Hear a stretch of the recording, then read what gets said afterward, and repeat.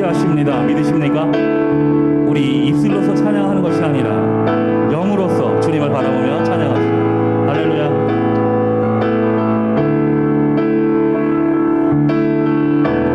주 여호와는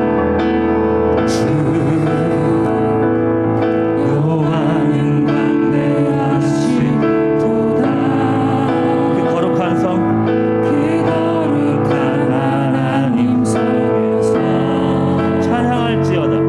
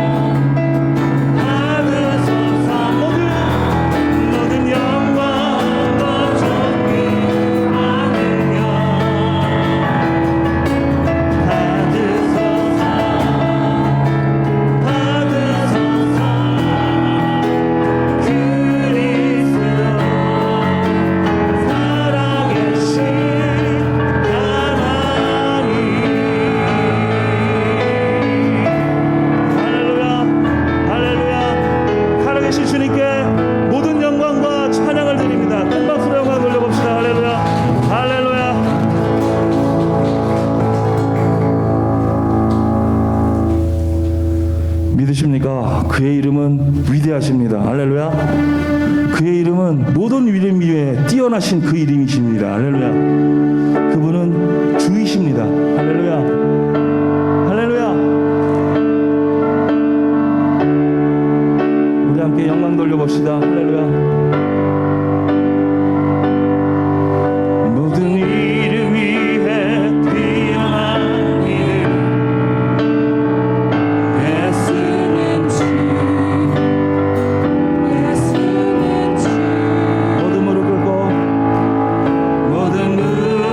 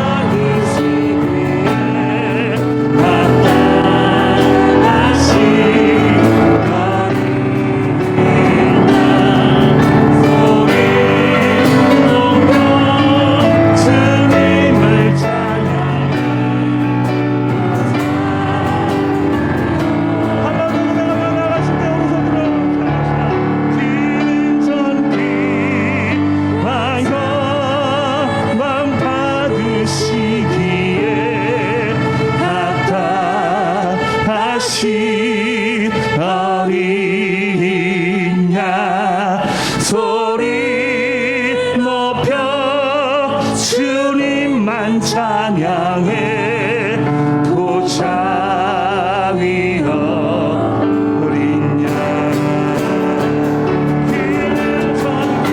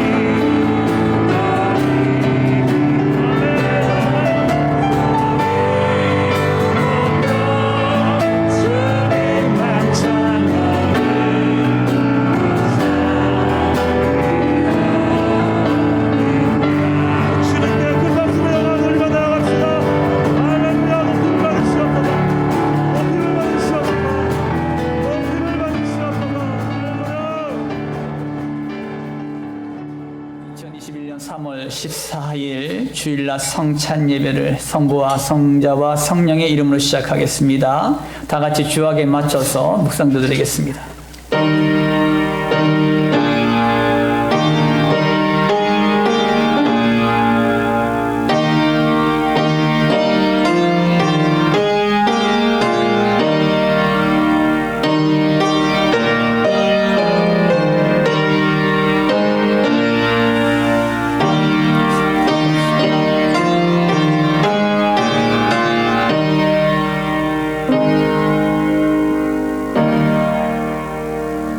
언제나 좋으신 아버지 하나님, 주님의 사랑과 은혜를 감사드립니다. 성광교회 본속들을 하나님의 은혜 가운데 보듬어 주셨다가 오늘도 영과 진리로 예배드리게 하심을 감사를 드립니다.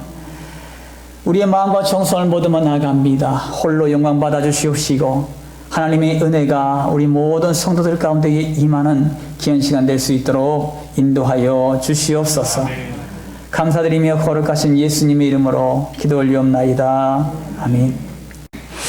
고린도후서 1장 23절에서 2장 11절 말씀입니다. 내가 내 목숨을 걸고 하나님을 불러 증언하시게 하노니 내가 다시 고린도에 가지 아니한 것은 너희를 아끼려 함이라. 우리가 너희 믿음을 주관하려는 것이 아니요 오직 너희 기쁨을 돕는 자가 되려 함이니 이는 너희가 믿음에 섰음이라. 내가 다시는 너희에게 근심 중에 나아가지 아니하기로 스스로 결심하였노니 내가 너희를 근심하게 한다면 내가 근심하게 한 자밖에 나를 기쁘게 할 자가 누구냐. 내가 이같이 쓴 것은 내가 갈 때에 마땅히 나를 기쁘게 할 자로부터 도리어 근심을 얻을까 염려하미요. 또 너희 모두에 대한 나의 기쁨이 너희 모두의 기쁨인 줄 확신함이로다.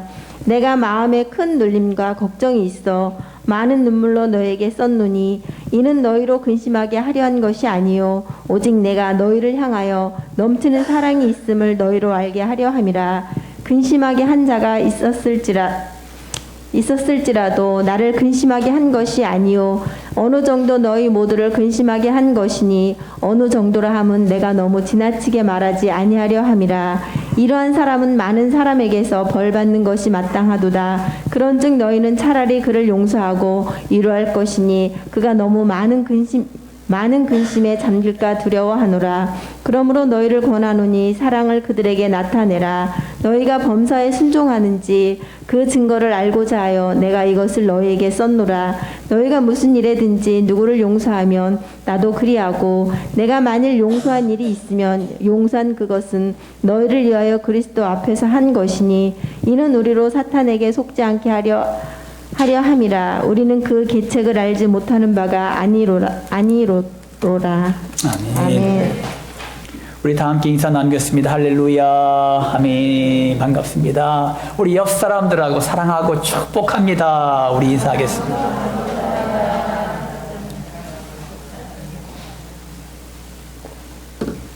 오늘 하나님의 말씀 제목은 하나님의 사랑으로 위로하라라는 말씀의 제목을 가지고 말씀을 드리겠습니다. 나이가 지극히 많이 드신 목사님이 예수님에 대한 비유로다가 이런 설교를 하셨는데 너무 감동되어서 함께 나누려고 해요. 이 목사님이 나이가 많으시기 때문에 1950년 6.25가 일어났을 때의 일을 말씀을 해주시더라고요. 6.25 사변이 일어난 직후 6월 28일 날 그가 이제는 서울에 살고 있었는데 이 한강다리를 갖다가 건넜다고 해요. 그러니까 몇 시간 후에 이 한강다리가 폭파당했어요. 많은 사람들이 건너고 있었는데 추락해서 많이 물에 빠지기도 하고 죽기도 하고 그런 일들이 발생했습니다. 조금 늦었으면 자기도 길을 건너지 못했다 이렇게 말씀을 하시더라고요. 그러면서 그는 이런 예화를 하나 들어요. 그때 이제 수많은 사람들이 물을 건너기를 원했는데 만약에 그때 석가모니 같은 사람이 그들 앞에 나타났다면 사람들이 이제 그 강을 건너는 비결을 아마 석가모니한테 물었더라면 이렇게 답했을 거라는 거예요. 석가모니는 배를 만들어서 건너라 이렇게 하면 말했을 거라는 거예요. 또 그 옆에 공자와 같은 사람이 서 있었는데 그 공자 같은 사람에게 찾아가서 강을 건너는 비결을 묻는다면 이 공자는 아마 이렇게 말했을 거랍니다. 다리를 다시 세워라 이렇게 말했을 거예요. 여러분 틀린 말이 아니지요. 배를 만들어서 건너는 것도 건너는 거고 다리를 만들어서 건너는 것도 건너는 겁니다. 틀린 말이 아니에요. 맞는 말이에요. 그런데 실현이 불가능한 일이잖아요. 전쟁 중에. 여러분 그때 그 옆에 예수님께서 계셨다는 거예요. 예수님이. 만약에 예수님이 계셨더라면 한 사람이 다가가서 예수님 이 강을 어떻게 건너면 좋겠습니까? 그럼 예수님은 아무 말씀도 안 하시고 내 등에 업혀라. 그리고 업은 상태에서 강을 건넜을 거란 거예요. 그리고 강을 건넌 이후에 그는 다 지쳐서 예수님은 죽고 나를 살렸다는 것입니다. 이것이 기독교라는 것입니다. 이 예화가요 확 와닿더라고요. 아 맞다. 기독교는 다르구나. 여러분 기독교보다요 다른 종교들의 교리가 더 논리적이고 아주 정확합니다. 하지만 다른 종교의 교리는요 생명력이 없습니다. 하지만 기독교는 생명이요 사랑의 메시지입니다. 기독교의 복음인 예수 그리스도는 실제요 지금도 우리 안에 함께 계시는 하나님이심을 믿으시기 바랍니다.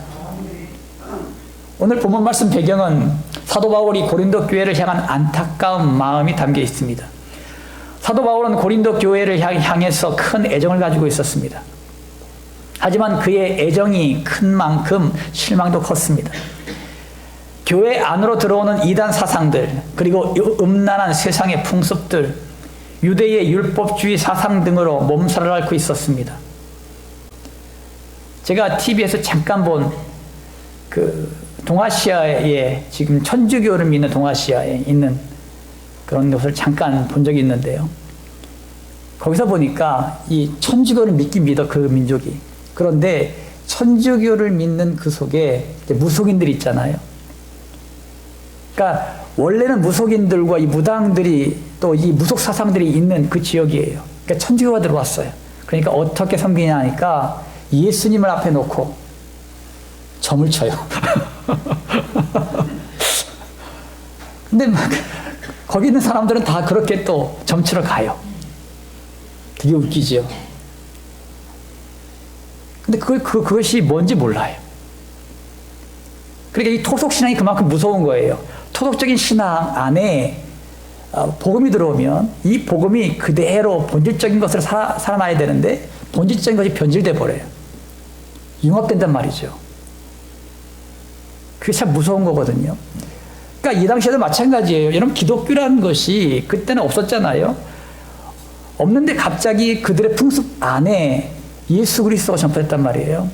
그러니까 교회는 세워지긴 세워졌는데 거기도 이상한 것들이 안으로 들어와서 이거 복음인지 복음이 아닌지 뭐 헷갈려하는 그런 일들이 발생할 수밖에 없겠지요.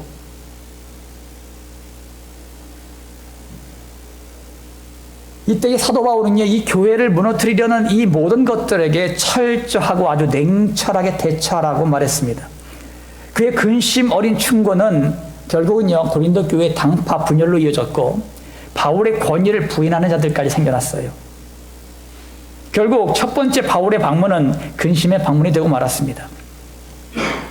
바울은 이 근심 어린 마음을 가지고 두 번째에는 디모데와 디도의 제자들을 보내면서 서신서를 통해서 권면하고 있습니다. 이것이 고린도 후서 말씀입니다. 바울은 이 서신서에서 첫 번째 방문 시에 상처받았던 성도들을 사랑으로 위로하려고 했습니다. 왜냐하면 바울은 교회를 세우는 것이 책망으로 되는 것이 아니라 사랑과 위로로 된다는 것을 알았기 때문이에요.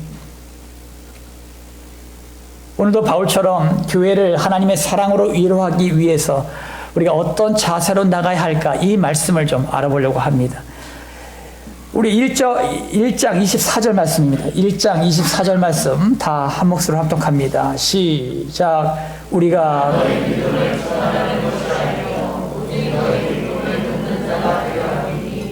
너희가 믿음에 섰습니다. 아멘. 우리는 한 가정의 가족 공동체로 또 한 교회의 믿음의 공동체로 세워졌습니다. 한 가정도 교회도 건강하게 가기 위해서는 동역자 의식을 가져야 합니다. 요즘 여러분 가족들 간의 대화가 여러분 얼마 정도 된다고 생각하세요? 통계상 보니까 15분 이내에 이렇게 말합니다. 15분 이내. 저도 어렸을 때는 대가족이었거든요. 할아버지, 할머니, 어머니, 아버지, 또 자녀들.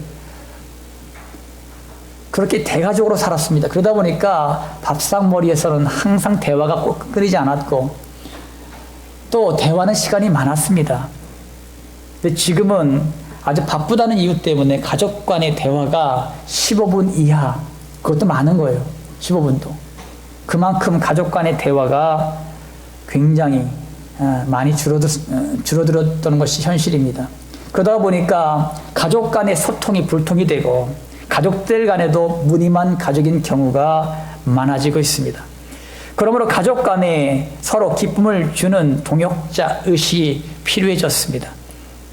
교회도 마찬가지죠. 교회도 성도 간의 대화, 일주일에 딱 한 번 만나는데도 불구하고 대화하지 못하는 성도들이 많이 있잖아요. 또 목회자와 성도 간의 대화, 얼마나 순조롭게 이어지고 있습니까? 여러분, 기쁨으로 돕는 자들이 되십시오. 동역자 의식을 가지고 서로 깊은 대화를 나누며 기도를 나누며 나아가십시오. 따라합니다. 기쁨의 동역자가 되자. 기쁨의 동역자가 되자. 사도 바울은 고린도 교회 성도들 가운데 근심케 한 자들을 책망하러 방문할 수 있었으나 그들이 회개할 기회를 주고자 방문을 보류했습니다. 바울은 그들 모두가 기쁨의 동역자들이 되길 원했습니다. 기쁨의 동역자들이 되기 위해서는요, 우리가 무엇을 먼저 해야 될까? 먼저는요, 칭찬할 것을 찾으십시오. 우리는요, 서로 비판하거나 정죄하는 것은 쉽게 찾습니다. 하지만 칭찬할 것은 찾기가 쉽지 않지요. 하지만 칭찬할 것을 찾아 칭찬하십시오. 만약에 책망할 것이 있다면 그를 정죄하기 위해서 책망하는 것이 아니라 그를 사랑하기에 기쁨을 되찾아 주기 위해서 책망하십시오. 그리고 우리가 말해야 할 때와 침묵해야 할 때를 분별하십시오. 교회 안에서는요, 말로 인한 상처를 많이 받습니다. 그러므로 분별력을 가지고 말하십시오. 게리 체프만이라는 사람이 쓴 5가지 사랑의 언어라는 책이 있습니다. 여기서 사랑하는 사람과 행복하기 위해서는 5가지 언어를 소개하고 있습니다. 이 5가지 언어를 가지고 있으면 여러분들의 가정이 천국이 되고요, 교회가 천국이 됩니다. 여러분들이 오늘 5가지를 갖다가 머리에 딱 넣고 이렇게 한번 살아보세요. 여러분, 첫 번째는요, 뭐냐 하면 이 5가지 언어는 부부 간에 또 가족 간에 또 교회 안의 성도 간에 꼭 필요한 요소인 만큼 여러분들이 꼭 기억하시기 바랍니다. 첫 번째는 인정하고 칭찬하는 말입니다. 인정해주고 칭찬하는 말이에요. 여러분, 칭찬은 고래도 춤추게 한다, 이런 말이 있죠. 그러므로 서로 깎아내리기보다는요, 인정해주고 칭찬하는 우리 가족들이 되시고 또 성도들이 되시기 바랍니다. 또 두 번째로는요, 함께 하는 시간을 가지세요. 그러니까 일부러라도 이 가족 간의 친밀함을 유지하기 위해서는 일부러라도 일주일에 한 번은 꼭 가족 간에 함께 식사할 수 있는 시간을 마련하세요. 아니면 그것도 안 되면 한 달에 한 번이라도 함께 온 식구가 다 모여가지고 밥을 먹을 수 있는 시간을 갖다 여러분들이 마련하셔요. 그래서 여러분 외식을 하거나 아니면 가까운 곳에 뭐 짧게 나들이를 가거나, 코로나가 잠잠해지면 말이죠, 또한 쇼핑하는 시간을 갖거나, 여러분 그렇게 하면서 가족 간의 유대관계를 갖다가 갖는 것이 굉장히 중요합니다. 교회도 마찬가지예요. 교회도 지금 소모임을 할 수 없습니다만, 가정에서 우리가 구역예배를 드린다든가 이 소모임을 하는 것을 함으로 말미암아 더욱더 친밀하게 그런 구역원들이 구성되는 것을 보게 됩니다. 또 세 번째로는요, 작은 선물도 감동을 줍니다. 작은 선물을 준비하세요. 이것은 가족 간에 또 성도 간에 정성스럽게 쓴 손편지 하나, 부담이 없는 꽃 한 송이 하나. 여러분, 그 아무것도 아닌 것 같습니다만 그 하나가 큰 기쁨을 주고 행복을 줍니다. 이것은 어려운 것이 아니에요. 우리가 쉽게 할 수 있는 것입니다. 또 네 번째로는요, 봉사할 때 친밀해집니다. 가족 간에 서로가 가정에서 설거지하는 일, 화초에 물 주는 일, 분리수거하는 일, 음식물 처리하는 일, 이런 일들을 서로 나누어서 그런 일을 감당해 나갈 때 가정이 화목합니다. 네가 해라 내가 하라 서로 미루면 서로 언성 높이고 싸움이 되지만, 이것은 서로 하려고 노력한다면 우리가 가정의 평화가 이루어지는 것을 보게 돼요. 교회에서도 마찬가지입니다, 여러분. 교회에서 우리가 누가 시켜서 하는 것이 아니라 자원함으로 봉사하려고 한다면 여러분 더 큰 은혜를 경험하게 되고 교회에 더욱더 애정을 갖게 됩니다. 마지막 다섯 번째로는 스킨십입니다. 여러분 부부간에도 부모와 자녀 간에도 스킨십은 사랑을 더욱더 돈독하게 해줍니다. 그러니까 학교를 갈 때도 아이들에게 잘 갔다 오라고 짤막하게 포옹해 주는 거, 자기 아내, 자기 남편에게 갈 때도 잘 다녀오시라고 말 한마디, 들어오면은 오늘도 고생하셨다고 말 한마디, 어려운 게 아니잖아요. 예. 이런 것 하나하나가 가정을 행복하게 해줍니다. 여러분, 이런 교회 안에서도 마찬가지예요.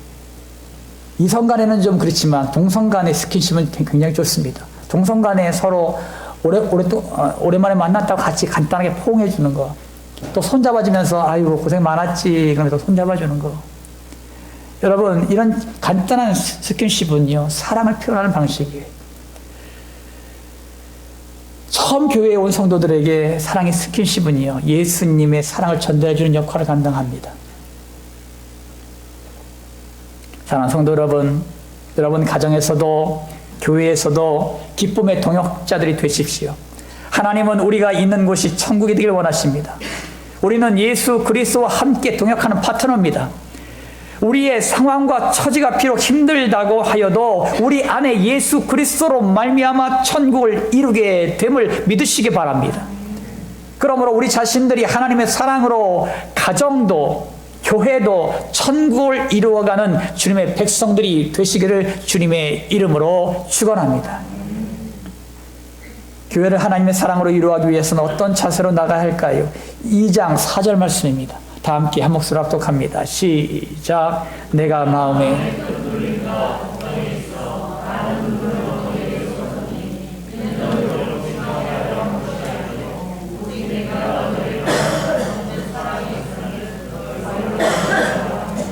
아멘.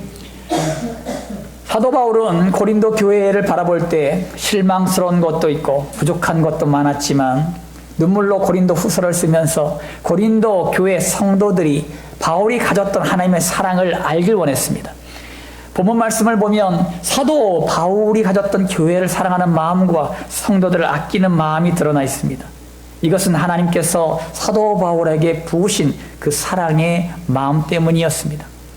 따라합니다. 넘치는 사랑을 가지자. 넘치는 사랑을 가지자. 누가복음 15장에는 모든 죄인들과 세리가 예수님 앞으로 말씀을 들으러 나올 때 바리새인과 서기관들이 죄인들과 함께 먹는다고 수군거리고 있었어요. 이때 예수님은 세 가지 비유를 통해서 한 영혼의 소중함을 말씀하셔요.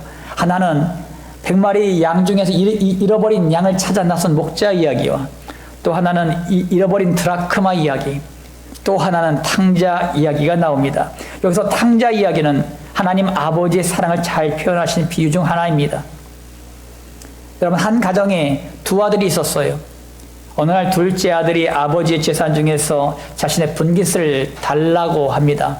그리고 아버지가 준 분깃을 가지고 집을 나가지요. 가출합니다. 그는 그 재산을 다 모아서 먼 나라에 가서 허랑방탕하게 다 허비한 후에 그 나라에 큰 흉년이 들어서 크게 궁핍해졌습니다. 그는 남의 가정에 돼지를 치는 자가 되었지만 먹을 것이 없어서 돼지에 먹인 쥐염 열매를 먹으려 했으나 그것마저도 부족했습니다. 그는 혼자 이런 생각을 했어요. 내 아버지의 품꾼들은 지금 나보다 더 잘 먹고 잘 살 텐데 나는 이게 뭐냐? 그러면서 이렇게 생각해죠. 아버지의 집으로 돌아가자. 아버지 집으로 가서 품꾼으로라도 살아야겠다라고 결심을 하게 됩니다. 이에 일어나서 그는 아버지 집으로 돌아가지요. 아직도 집에 가는 길이 멀지만 아버지는 마을 어귀에서 그 아들을 발견해요. 그리고 달려오지요. 그리고 그를 끌어안고 펑펑 웁니다. 잘 돌아왔다, 잘 돌아왔다. 그리고 그 아들에게 가락지를 끼고 새 옷을 입히고 신을 신깁니다. 그리고 잔치를 배설해요. 이때 첫째 아들이 일을 마치고 집에 돌아오다가 집 나간 둘째 아들이 돌아옴으로 말미암아 큰 잔치를 배설했다는 말을 듣게 돼요. 이때 첫째 아들이 시험 들어요. 아버지 행동에 크게 실망해서 집에 들어가기를 거부하지요.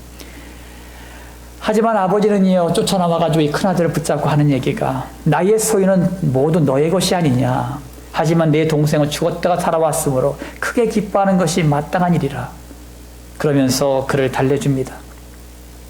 이것이 탕자의 비유의 전체 이야기입니다. 여러분, 하나님은 예수 그리스도를 나에게 보내주셔서 나의 죄로 인해 죽을 수밖에 없었던 나를 구원해 주시려고 십자가 위에서 자신의 생명을 내어주셨습니다. 내가 죽어야 할 것을 대신 죽어주신 것입니다. 그리고 예수님은 부활하심으로 나에게 부활의 산 소망을 주셨습니다. 그리고 지금 예수님은 하늘 보좌 우편에 앉아 계시며 실히 나를 위해 간구하고 계십니다. 또한 예수님은 나에게 성령님으로 오셔서 나는 죽고 예수로 살게 하십니다. 사도 바울이 날마다 죽노라라고 고백한 것은 이 복음의 메시지를 날마다 바라보았기에 예수님과 함께 날마다 십자가에 못 박혔음을 깨달은 것입니다.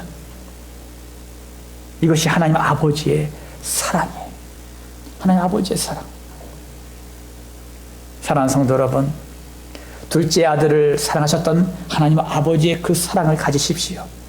우리가 하나님의 품 안에 늘 있다고 다른 이들을 업신여기지 말고 지금도 밤낮으로 고통받는 그 영혼들을 찾으시기 위하여 애쓰시는 하나님 아버지의 마음을 품고 돌아보십시오. 우리 주변에는 하루하루를 절망 가운데에 뼈를 깎는 고통으로 살아가는 사람들이 있습니다. 먼저는 가족 가운데에 하나님의 사랑이 필요한 사람들이 있지 않는지 찾아보세요. 우리가 만나는 이웃들 가운데 하나님의 사랑이 필요한 사람이 있지 않은지 찾아보십시오. 내가 받은 하나님의 이 사랑을 그들에게 전달해 주세요. 내가 하나님 아버지의 마음을 품고 있을 때 그런 사람들의 눈에 들어오게 되고 만나게 되고 복음을 전하게 됩니다. 제가 어떤 한 지인을 통해서 아는 사람이 한 자매가 결혼한 이후에 경제적인 많은 어려움들 겪었다 그래요. 얼마나 경제적인 어려움을 겪었는지 남편과 둘이 앉아가지고 칼을 안에 앞에 떠놓고 우리 죽자 이렇게 살면 뭐하냐. 얼마나 고통스러우면 그렇게 하겠어요. 그런 고통 가운데 간 적이 있었다는 거예요. 하지만 지금은요, 열심히 신앙생활하는 행복한 가정이 되었다고 합니다. 그 배경 가운데 보면은요, 그를 위해서 10년 동안 기도했던 중보 기도자가 있었어요. 그를 위해서 눈에 보이지 않는 곳에서 그를 위해서 10년 동안이나 기도한 사람이 있었다는 것입니다. 여러분, 하나님의 사랑을 품은 한 사람의 중보자가 있었기에 한 가정이 회복된 것입니다. 여러분 자신도 하나님의 넘치는 사랑을 가짐으로 잃어버린 양을 찾는 주님의 백성들이 되시기를 주님의 이름으로 축원합니다. 교회를 하나님의 사랑으로 이루어가기 위해서는 어떤 차선으로 나가야 할까요? 2장 7절입니다. 다 함께 한 목소리로 합독합니다. 시작. 그런즉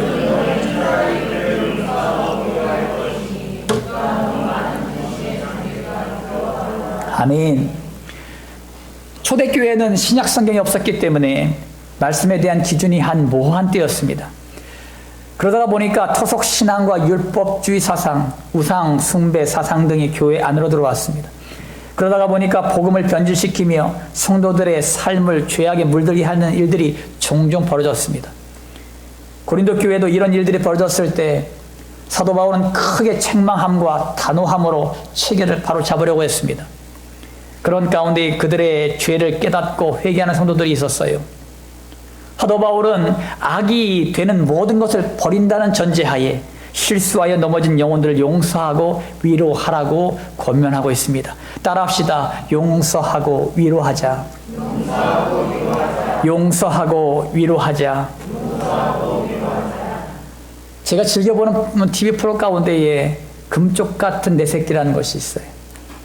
이 프로는 아이들이, 문제가 된 아이들이 변화되는 과정을 그린 그런 프로그램입니다.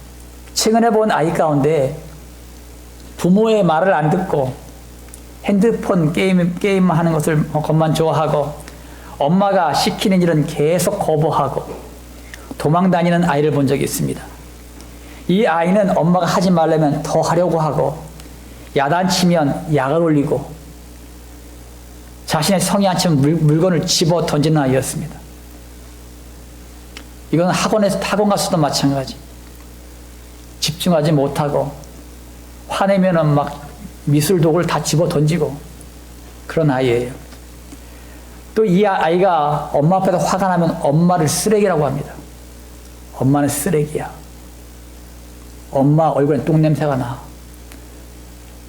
이런 말을 서슴지 않게 내뱉는 난폭한 아이였습니다.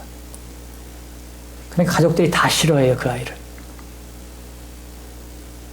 외할아버지, 외할머니도 그를 싫어해. 걔를 싫어해. 왜? 아주 난폭하게 들거든. 그러니까 그 아이를 보는 눈이 다 안 좋지요. 이 아이는 이렇게 말합니다. 혼잣말로 말합니다. 가장 친한 친구는 아무것도 없어. 난 핸드폰밖에 없어. 이렇게 말을 해요.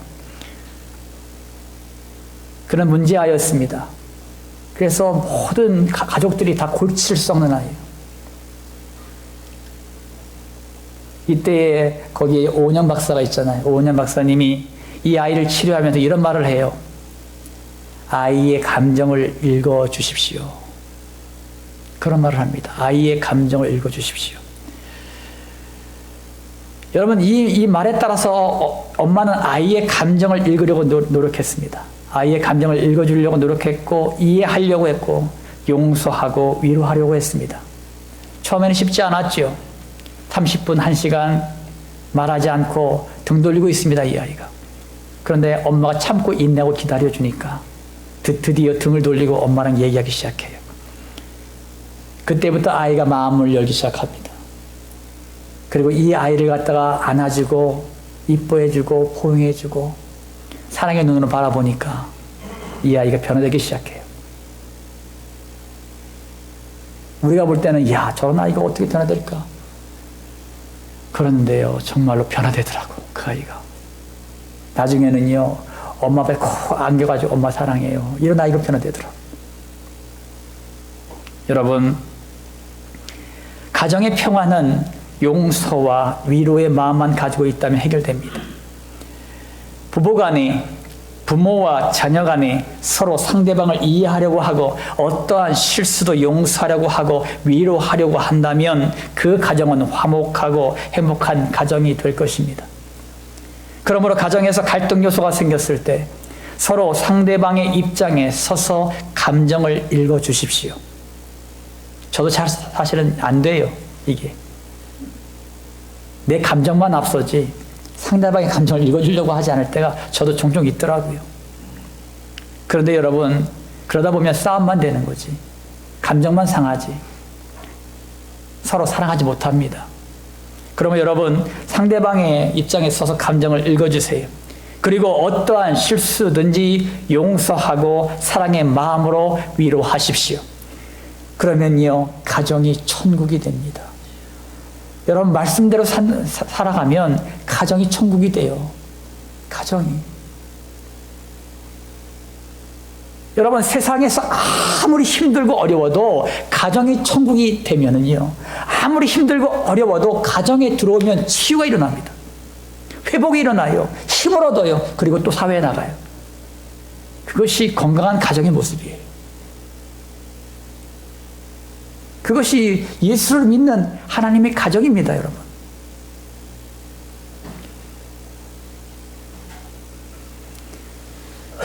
여러분, 예수님이 나를 용서하지 않으셨다면 아마도 나는 구원받지도 못하고 고통 가운데 살아갈 수밖에 없었을 것입니다.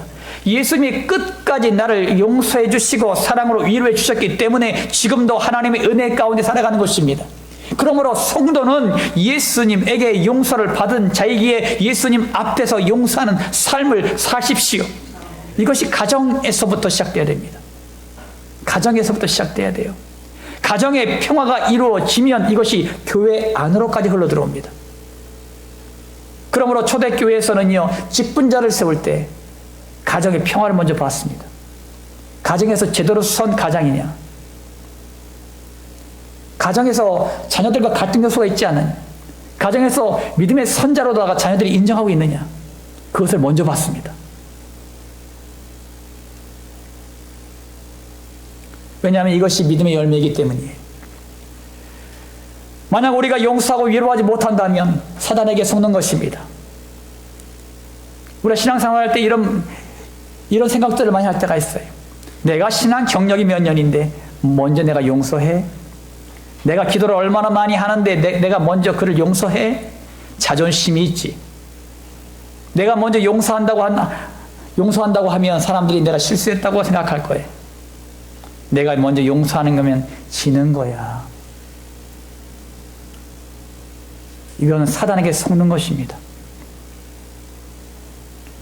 여러분, 에베소서 4장 32절 말씀 가운데 보면 서로 친절하게 하며 불쌍히 여기며 서로 용서하기를 하나님이 그리스도 안에서 너희를 용서하심과 같이 하라. 아멘. 예수님은 나 같은 죄인도 용서해 주셨습니다. 예수님 면전에서 예수님을 모른다고 3번씩이나 부인했던 베드로에게 부활하신 예수님은 직접 찾아가셔서 그에게 새로운 사명을 주셨습니다. 예수님은 그를 용서해 주셨을 뿐만 아니라 배고픈 그를 위하여 떡과 물고기를 구워주시면서 위로해 주셨습니다. 이 마음이 예수님의 마음이요, 바로 우리의 마음입니다. 사도 바울이 교회를 향해서 이 마음을 품었기에 교회들이 든든히 세워질 수 있었음을 믿으시기 바랍니다. 사랑하는 성도 여러분, 내가 예수님을 믿는다는 이유로 나에게 등을 돌린 사람이 있다면 용서하고 사랑으로 위로하십시오. 내 약점을 드러내어 나에게 상처를 준 사람이 있다면 용서하고 사랑으로 위로하십시오.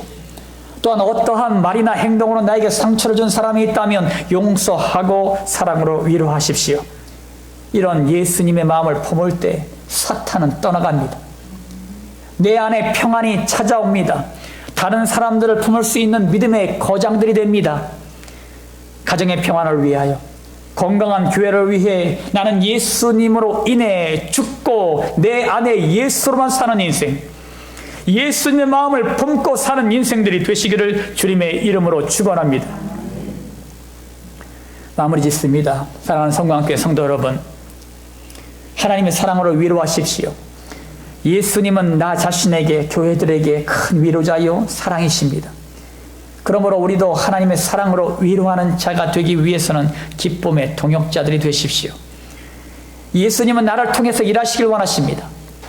그러기 위해서는 예수님의 마음을 품은 기쁨의 동역자가 되십시오. 또한 넘치는 사랑을 가지십시오. 예수님의 사랑은 나 같은 죄인을 포기하지 않으시고 끝까지 찾아오셔서 사랑하시고 구원해 주셨습니다. 이 넘치는 사랑이 나에게도 있어서 예수님을 닮아가는 성도들이 되십시오. 또한 예수님처럼 용서하고 사랑하십시오. 내가 용서하고 사랑할 때 가정이 천국이 되고 교회가 천국이 됩니다. 이 모든 것은 내가 노력해서 되는 것이 아니고 예수님과 함께 내가 십자가에서 죽을 때 가능해진다는 사실을 믿으시기 바랍니다. 여러분 자신이 하나님의 사랑의 위로자가 되셔서 많은 사람들을 주님께 돌아오게 하는 주님의 백성들이 되시기를 예수님의 이름으로 축원합니다. 아멘, 아멘. 할렐루야. 좋으신 아버지 하나님, 감사를 드립니다. 오늘도 하나님의 사랑으로 위로하라는 메시지를 가지고 오늘도 하나님 말씀을 선포했습니다. 아버지 하나님, 우리가 하나님의 사랑으로 위로하기 위해서는 기쁨의 동역자들이 되길 원합니다. 아버지, 넘치는 사랑으로 충만하게 채워지길 원합니다. 아버지 하나님이여, 예수님처럼 용서하고 위로하는 자가 되길 원합니다. 그러므로 말미암아 가정이 천국이 되게 하여 주시고 교회가 천국이 되는 놀라운 역사가 있게 하여 주시옵소서. 아버지, 그러므로 말미암아 우리가 예수를 믿는 하나님의 백성들이 성광교회의 모든 권속들의 모든 가정은 천국이 되게 하여 주시고, 그러므로 말미암아 또한 교회가 천국을 이루어가는 놀라운 역사가 있게 하여 주시옵소서.